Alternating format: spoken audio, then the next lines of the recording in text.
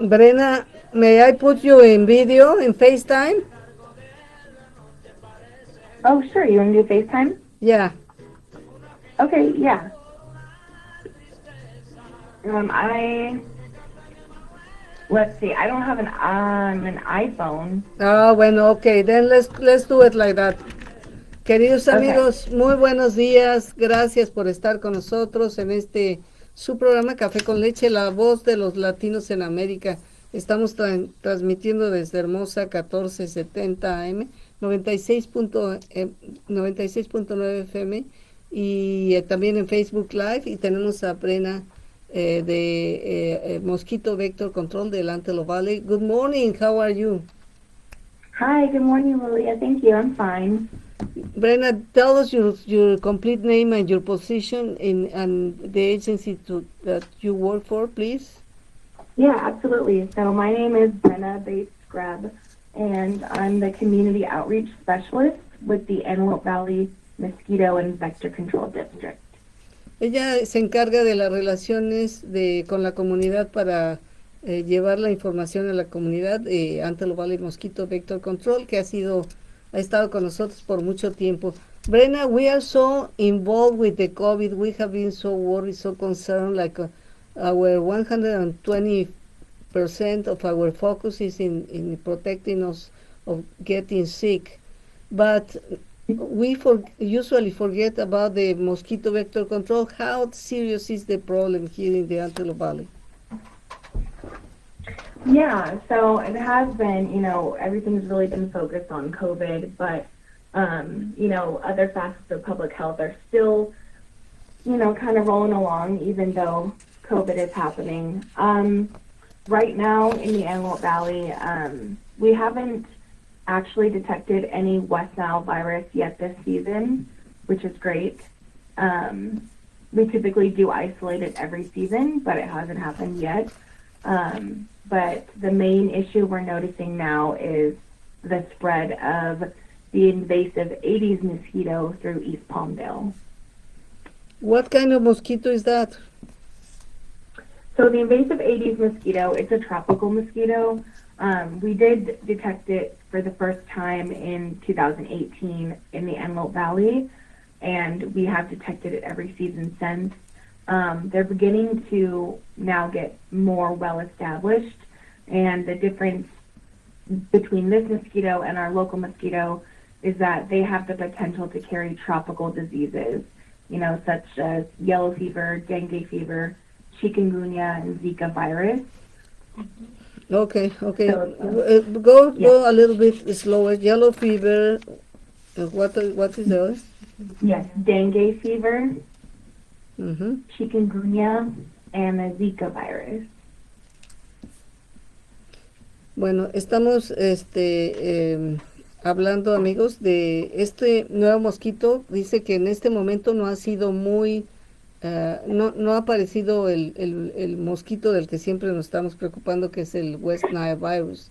En este momento no ha habido casos algunos, pero dice, hemos tenido el caso de este mosquito invasivo que viene de áreas tropicales. Dice, lo encontramos por primera vez en el año 2018 en el Valle del Antílope, y desde entonces cada estación pues sale y ya se estableció mucho mejor. Este mosquito viene de áreas tropicales y ya saben, produce la fiebre amarilla, ¿cómo se llama? Chikungunya. Esa es la enfermedad que produce unos dolores horribles de articulaciones. ¿Tú ya las tenías? ¿No? ¿Ahorita? Do you know the lady who is right here with me in the controls? She said that her sister got sick with chikungunya last year. Oh, yeah. Last year. Yeah, that's very painful and can be dangerous, yeah. Muy doloroso. Esta enfermedad es muy dolorosa, desgastante y horrible. Y why are we having this kind of mosquito now? What is the problem? How did it come? Right, so the main factor that's changing kind of mosquito habits is definitely global warming. But the way that these mosquitoes arrived into California was through shipments at the port. So we had deliveries of recycled tires, and the mosquitoes were in the tires, and then also big shipments of like plants that live in water, like lucky bamboo, and they just opened up the, storage units, and we had the mosquitoes, and then they've slowly made their way from Los Angeles here, usually through the transport of goods, so flower pots, yard decorations, landscaping materials, things like that. Uy. Bueno, ¿cómo se ha transportado este mosquito acá? Dice, bueno, sin duda alguna se debe el problema al calentamiento global, pero también a que hay mucho mercado con Latinoamérica, ¿no? Y dice, entonces, por ejemplo, entregan llantas que son reciclables y que vienen ahí infectadas de mosquito, también plantas de bambú que también traen un montón de adornos de jardín que vienen contaminados con la larva del mosquito. But does the mosquito comes alive, or is only the egg of the mosquito? How is that? Yeah, so the eggs of the Aedes mosquitoes are essentially desiccation resistant, so they can survive dry, which is different than our local mosquito, which, when you dump out the eggs, they die because they need the water to survive. The Aedes mosquitoes can survive for months and even years without water, and then once they're flooded, they can hatch again. So most of the transport has been the eggs, and then once the item is, exposed to water, then we notice a mosquito problem. Este mosquito, puede, ¿cómo es que llega? Le digo, ¿cómo es que llega? No, llega el huevo del mosquito. Dice, y este mosquito tiene la característica que puede sobrevivir sin agua, a comparación del mosquito con el que batallamos aquí, que si tú le quitas el agua, el mosquito, el huevo se muere. Aquí este mosquito puede sobrevivir no solamente por meses, también por años. Y dice, y en cuanto le pones el agua, entonces el mosquito puede desarrollarse. Then, what can we do to protect ourselves of this kind of mosquito? And do you know, what is the name of the illness also that makes, that somebody who is pregnant can have her baby or his... Yeah. So the Zika virus Zika is the one that really affects pregnant women and their babies. I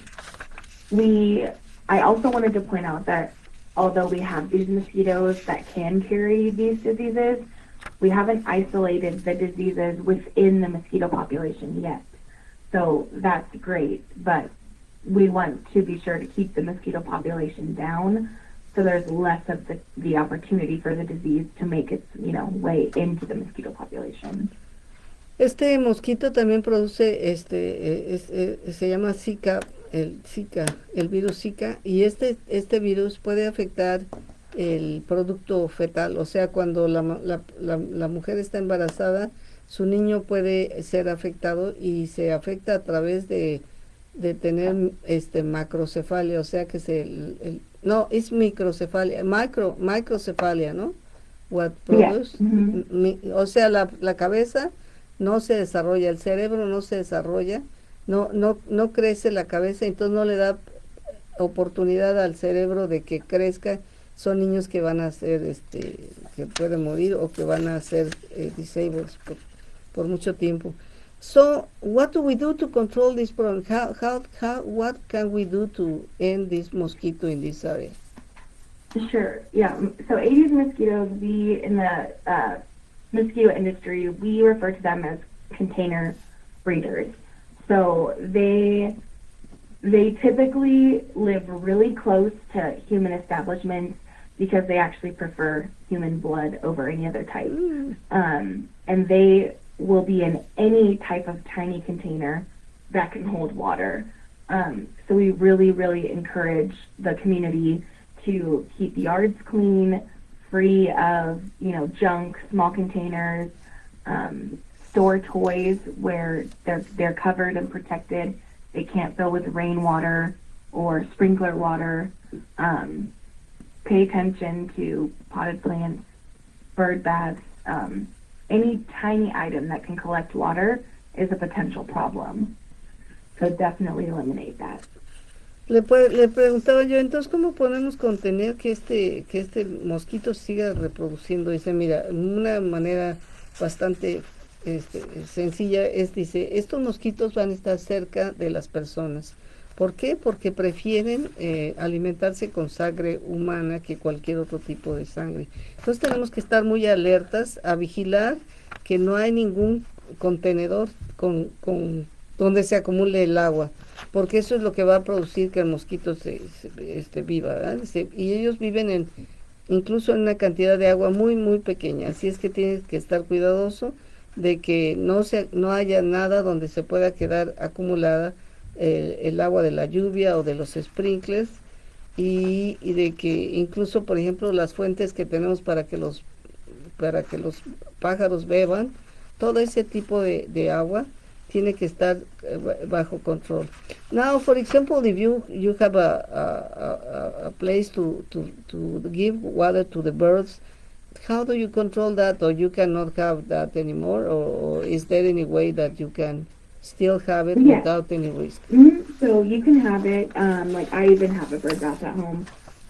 You just have to be sure that at least once a week, we recommend every 5 to 7 days, it gets dumped out and just give it a little scrub, just in case there are eggs in there that will dislodge them from the side, and tip it out and refill it with fresh water at least once a week at the very minimum. Le digo que entonces ya no vamos a poder darle agüita a los pájaros. Dice, sí, sí, por supuesto. Dice, lo que tiene que hacer es aproximadamente cada semana tirar el agua en la que se le alimenta, en la que beben los pájaros, y darle una tallada para evitar que haya huevos acumulados ahí que puedan desarrollarse aún cuando cambie el agua. Así es que le tiene que tallar, lavarlo, desechar esa agua y nuevamente probar otra. Brenda, time is gone. Do you want to add something else? Yeah, so, another difference is that Aedes mosquitoes are very aggressive daytime biters. So if anybody notices daytime biting or, really aggressive mosquitoes, definitely report it to us here at the district, and we can send a technician out to help solve the problem. Telephone number, do you have your telephone number? Sure, yeah. So the number here at the district is 661-942-2917, and then they can also report a nuisance at avmosquito.org. Okay. Entonces, amigos, estos mosquitos son muy agresivos y van a picar durante el día de la mañana, durante la mañana, dice, y estos mosquitos son muy agresivos, van a picar muchísimo, así es que lo que tienen que hacer es reportarlo de inmediato al 661-942-2917, 661-942-2917, o vayan a avmosquito.gov. Así es que el número nuevamente 661-942-2917, reporte el mosquito para poder tener control. Thank you very much, Brenda, for your participation. It's always so interesting. Have a nice day. Thank you, Lilia. You too. I appreciate it. Bye-bye. Hasta la vista. Bye bye. Nos vamos, amigos. Gracias.